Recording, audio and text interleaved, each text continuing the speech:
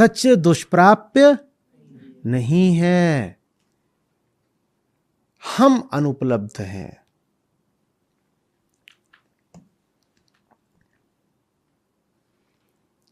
शुरुआत हो रही कह कि बहुतों को तो सुनने को भी नहीं मिलता, क्योंकि वो क्या सुन रहे होते हैं? अपनी ही अनुगूंज। हमारी जिंदगी में जितने चेहरे हैं वो ऐसे जान लीजिए कि जैसे नकाब लगाए हुए हमारे ही चेहरे हैं। अगर वो कोई और होते तो हमारी जिंदगी में होते ही नहीं। अगर सचमुच कोई और आ गया जो आपसे बिल्कुल अलग हो, विजातीय हो, बेमेल हो, दूसरे तल का हो, तो आप उसे अपनी जिंदगी में अपने साथ साथ समानांतर रख नहीं सकते।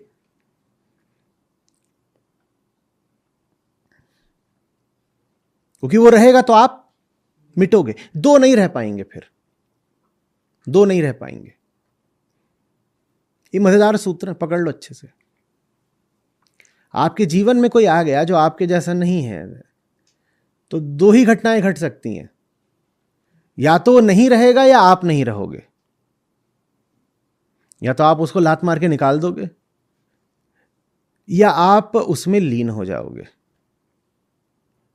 इसका मतलब हमारी जिंदगी में जो 150, 500, 1000 लोग हैं वो हमसे भिन्न नहीं है। उनमें से एक भी हमसे अलग नहीं है। उनमें से एक भी अगर आयामगत रूप से हमसे अलग होता तो हम बचे ही नहीं होते। ये जितने हैं मेरे चारों ओर, ये मैं ही मैं हूं, नकाब पोश। मैं ही हूं जिसने मेरी पत्नी का नकाब पहन लिया है, हैं? इस बात को बहुत दूर तक जाती है बात। और ये सब नुन्नू इत्यादि,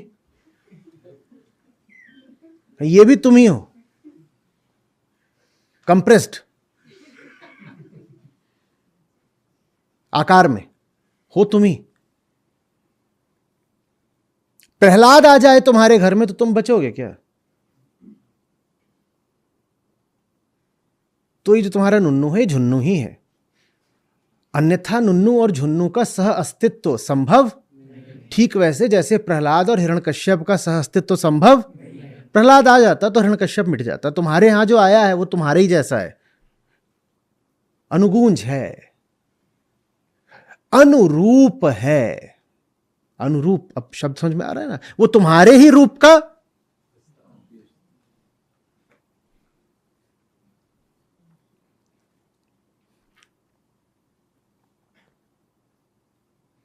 अब ये गाना सुनने में कैसा लग रहा है? तेरा मुझसे है पहले का नाता कोई, यूं ही नहीं दिल लुभाता कोई। ये पहले का नाता समझ में आ रहा है क्या है? वो तुम ही हो। ये जिससे दिल लगाए बैठे हो, सजन सजनियां कर रहे हो, वो तुम ही हो। वो भाई है तुम्हारा जुड़वा।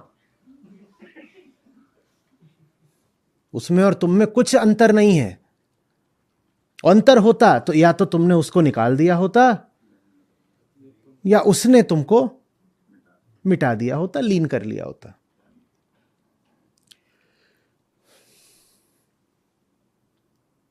तो आपकी कांटेक्ट लिस्ट में अगर 400 जने हैं तो वो आपके ही 400 नाम हैं। जैसे हमारे यहां है ना कि अर्जुन के कितने नाम, विष्णु सहस्त्र नाम, वैसे ही आपकी कांटेक्ट लिस्ट में जितने हैं वो सब हैं आपके ही नाम। उनमें कोई अगर अलग आ जाए तो डिलीट हो जाएगा या ब्लॉक हो जाएगा, उसको बचने नहीं दोगे। तो आप मशगूल रहते हो, व्यस्त अपनी ही दुनिया को सुनने में। और अपनी ही दुनिया को सुनना माने किसको सुनना? फिर लगातार स्वयं को सुनना। अरे तो फिर यहां उपनिषद कह रहा है कि तुम्हें सत्य का श्रवण कैसे मिल जाएगा? तुम तो अपना ही श्रवण कर रहे हो।